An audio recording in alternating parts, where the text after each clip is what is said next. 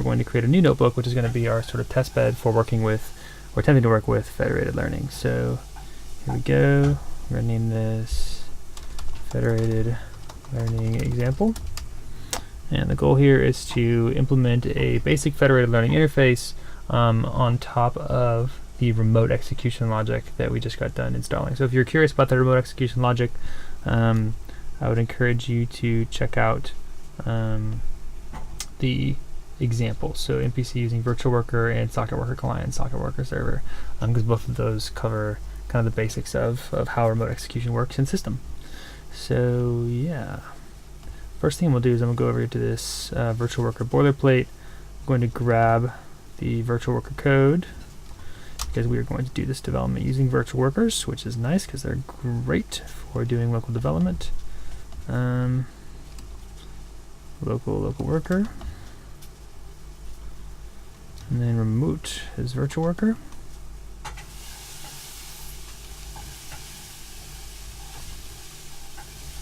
And put the import up here.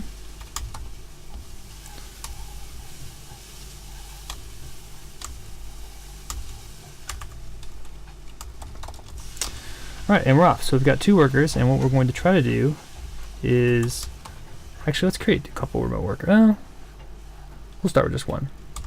So what we're going to try to do is do federated learning where the controller is on this local machine, but then so the model is owned by the local machine, but the data is owned by the remote machine. And then we're going to try to build some kind of general interfaces around that. So as far as a model, the first thing we need to do is actually create I suppose a linear layer. It's actually unclear to me whether the default PyTorch linear layers will work with our remote execution technology, so that's actually something we should probably try out first. From torch dot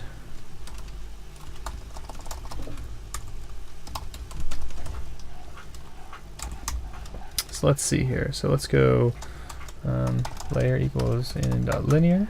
Actually, let's create a data set. So x equals torch dot float tensor.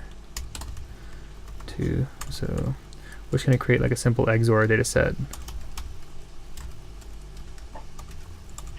This is one of the examples I like to use a lot, just because it's sort of canonical, and I have a pretty good idea what the results should always be and how difficult or not difficult it should be to train. So there we got our input data set, target torch float tensor.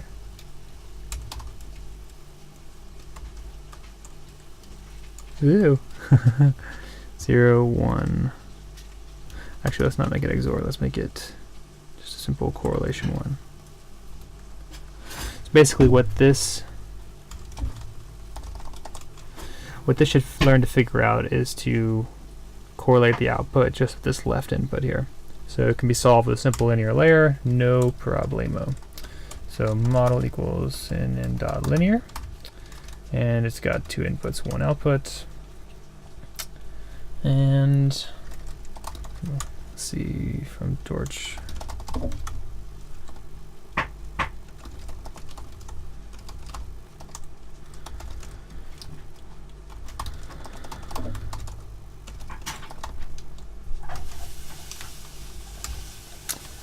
optimize, let's see. We'll use stochastic gradient descent optimizer. Params equals, so the parameters for that optimizer equals model dot parameters, and I believe this takes learning rate. Yeah, learning rate equals 0.01, and now we can just do, oh yeah, we need loss. So loss equals mean squared error. I think we can just, oh, excuse me, criterion. Sweet.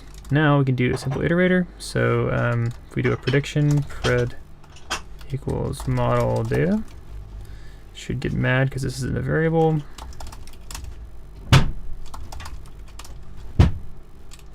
Cool. Looks like a pretty terrible prediction to me. Let's see. So then loss equals criterion pred target. Whoa, get back here.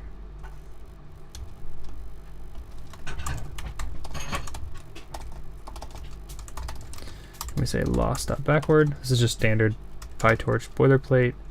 On model.weights, you should see a grad now. Gorgeous. And now we can go opt.step. And that's PyTorch for you right there, in a nutshell.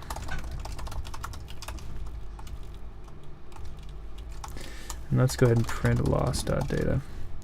Whoa. Variable object has no attribute is pointer. Okay. Well, just for a second, let's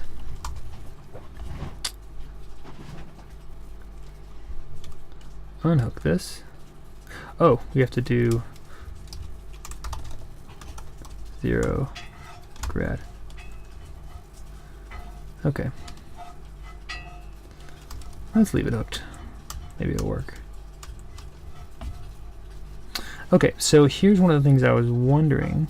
I was wondering whether or not inside of a model, the default models that PyTorch ships with, if in fact it will use the overridden tensors that we have given. And this to me makes me think that it probably doesn't, because it's actually checking whether there is pointer, and if it's not using the ones we said for it to use, then it's not going to identify those. So the way that we test this out is we can instead say model equals torch.float.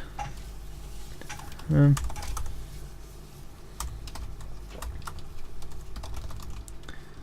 we're going to say variable requires grad equals true. And instead we're going to do gradient descent the old-fashioned way. So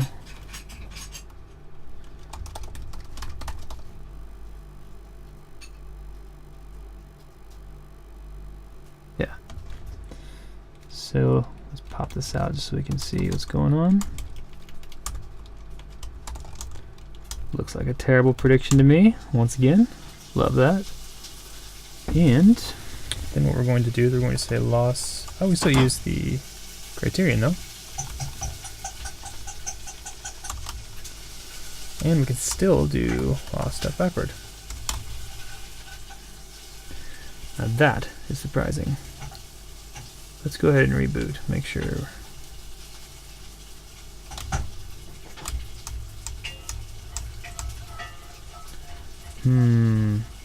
Looks like we have a bug, which is surprising because, okay, let's just not have any assumptions here. Fred minus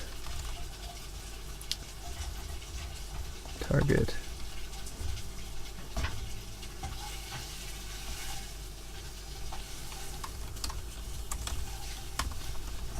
squared sum.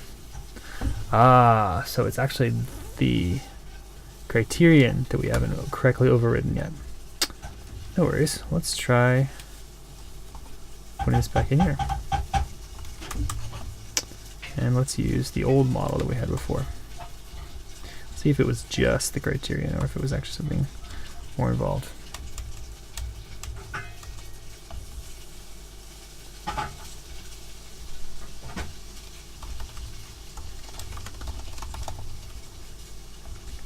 Wow, okay, it was actually just the criterion that we couldn't use. Neat.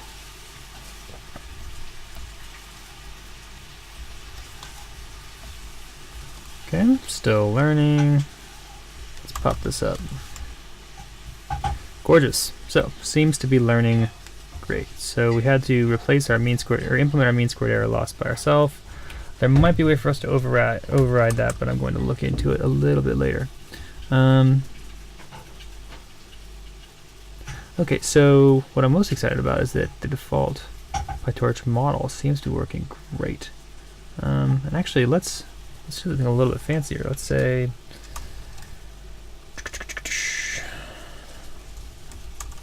let's see if I do sigmoid. Still works. Cool. Love that. All right, so what happens if we make all this remote? Let's send this to remote.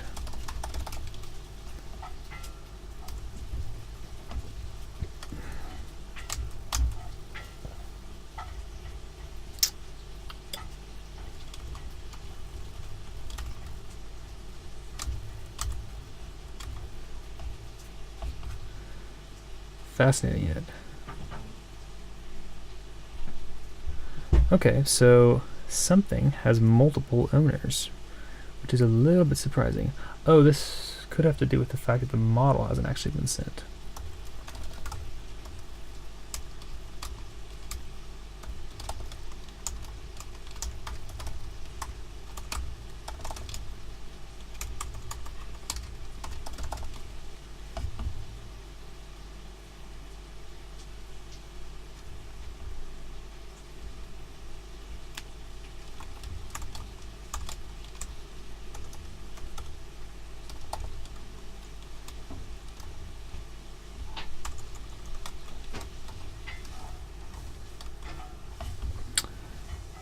Okay, so what I want to be able to do here is I want to be able to run this whole step on the remote worker. And the reason that I want to be able to do this is that I want to...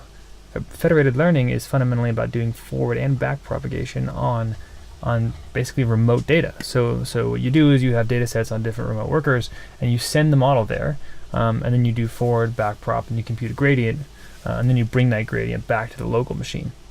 But in this particular case, I'm getting an error when I'm sending the model object to the remote worker, and I'm not actually entirely sure why that's happening.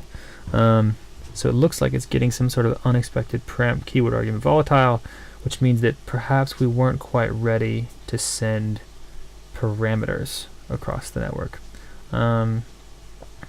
Now,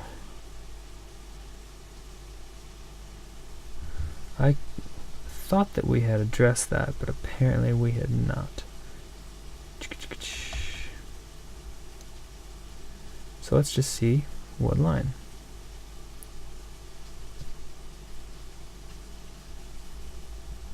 So it looks like this is happening on line 592, where it is instantiating something of type, I would assume it's of type parameter, but now I'm actually a little bit curious what self is. I think step one here is really actually just to rerun this, but to print out what type self is that doesn't want to accept the keyword argument volatile. Yeah, that could be an option. So another option that we could be working with here is we could create our own custom linear layer. And that custom linear layer would basically support federated learning. That's a little less than ideal, because what we actually want to be doing is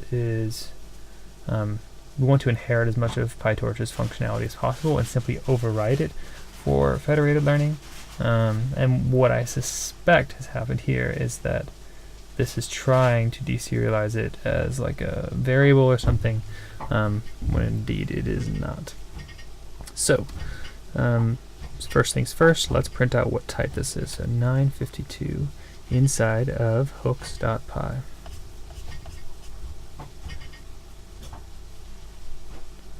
.952. Okay, we have self. So this is the deserialization logic.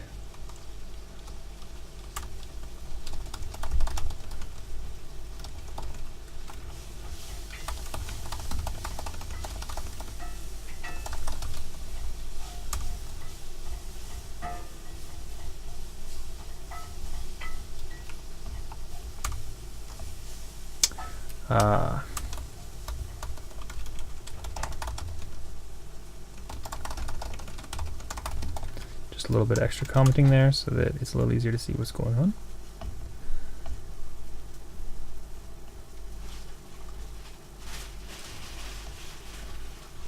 Okay, so the real question is, what was this object type? So I think it might actually be better to print it right here. Let's do both.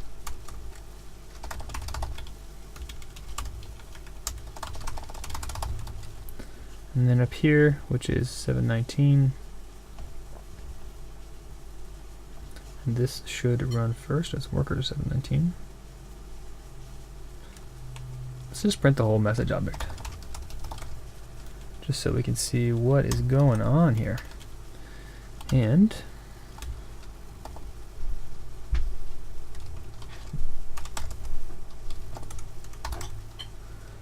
we go scripts. If you remember this build script that I mentioned before, it does a variety of things, as I mentioned in the previous oh, it's going to error out. Go ahead and reboot this. Close that, reboot this.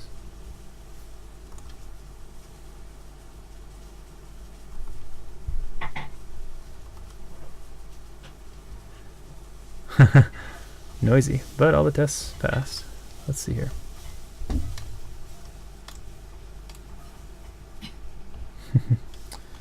Okay, here's moment of truth. Ah, so it is a parameter. Okay, so we haven't actually overloaded parameter yet. It's very similar to variable, but it is not the same. Curious. This might actually be a fairly significant amount of work.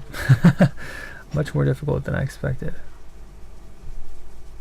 So at this point we have two options, because tensors and variables already work. I could go and skip this and just implement my own module, not call it a parameter, although man, we really need to call it a parameter. PyTorch uses parameters all over the place. Okay, so survey says we're going to call it a parameter. Now the question is, how did it know to call the variable deserialization logic if it's actually being called in a parameter? That to me makes me think that parameter is actually a type of variable. Let's see, PyTorch docs stable. Let's check out. I believe this is in AutoGrad. Oh, we need to see previous version. So right now PyTorch, we're working with 0.3.1. We are under the influence that we asked some of the PyTorch folks more or less whether we should upgrade yet, and they basically said in 1.0 is coming a lot of functionality. It's going to make the kinds of overriding that we're doing right here a lot easier, but 0.4 is significantly more difficult than 0.3.1. So that's why we're sticking with 0.3.1 for the moment. Let's see here. So we want to see AutoGrad variable.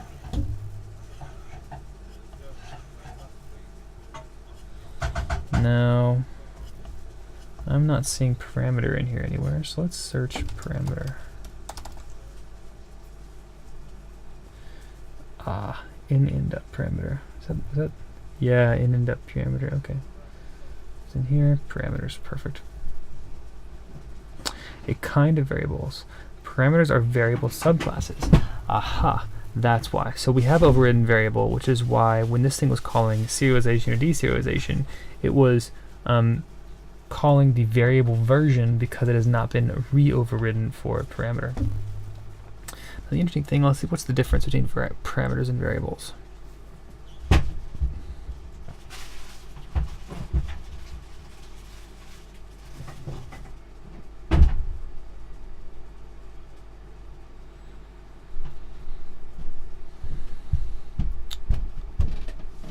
Very interesting. It looks like parameters do have a lot in common with variable, and we might actually be able to just make, instead of having to re-overload parameter just like we're overloading variable, it might be possible to simply just make a couple modifications to how we serialize and deserialize parameters, serialize and serialize variables to support the ability to do it with parameters.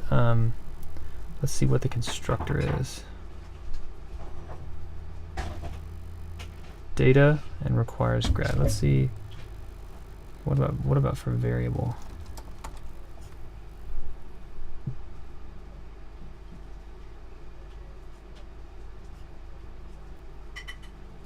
Bunch of things. Okay.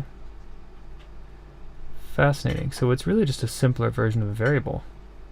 This is what it seems like to me. Oh, look. It actually talks about parameters here.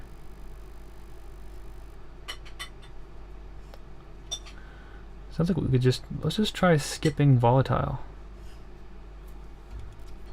which is the error that we got anyways. So let's see here. In 956 of hook,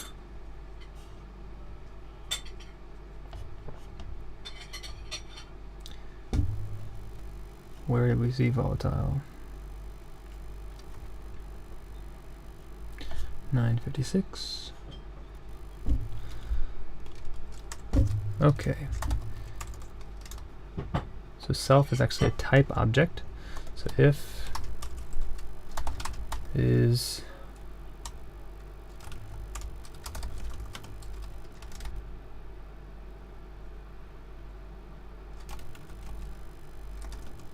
self. So I'm pretty sure style guide actually complains to you if you do this wrong. So it's, I think it's is subclass. Let's just say off equals self equals torch dot in dot parameter or dot parameter.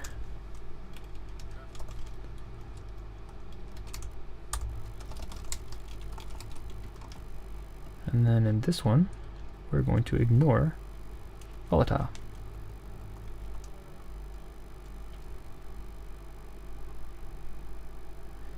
Interesting.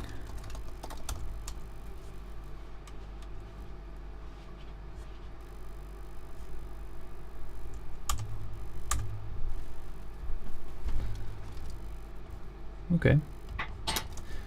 Perhaps this will work. Let's rebuild.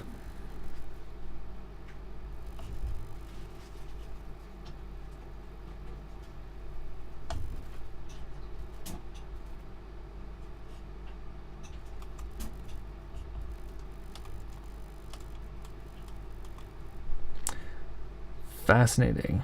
Did not think that would work.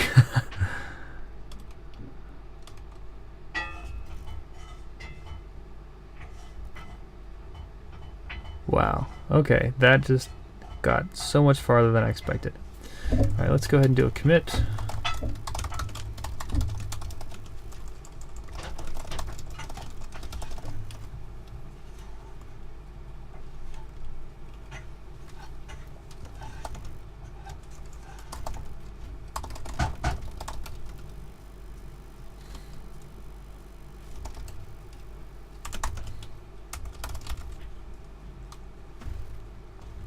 Cool.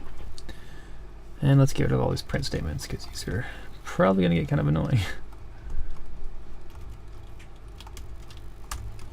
And there was one more.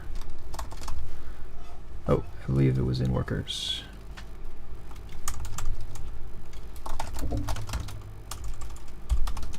Remove print statements. Perhaps.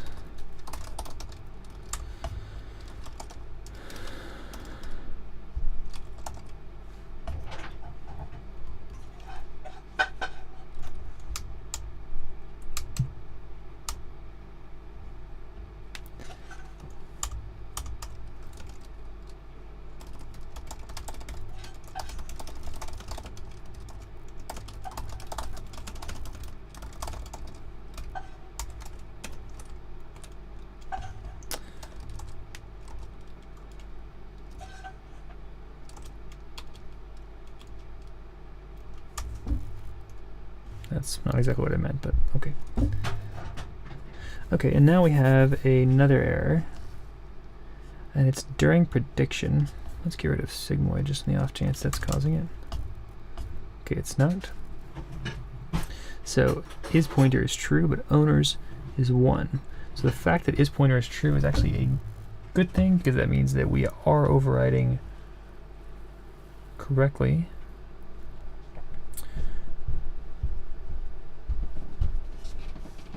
And yeah, so I'm actually going to take a break and come right back. See you in a bit.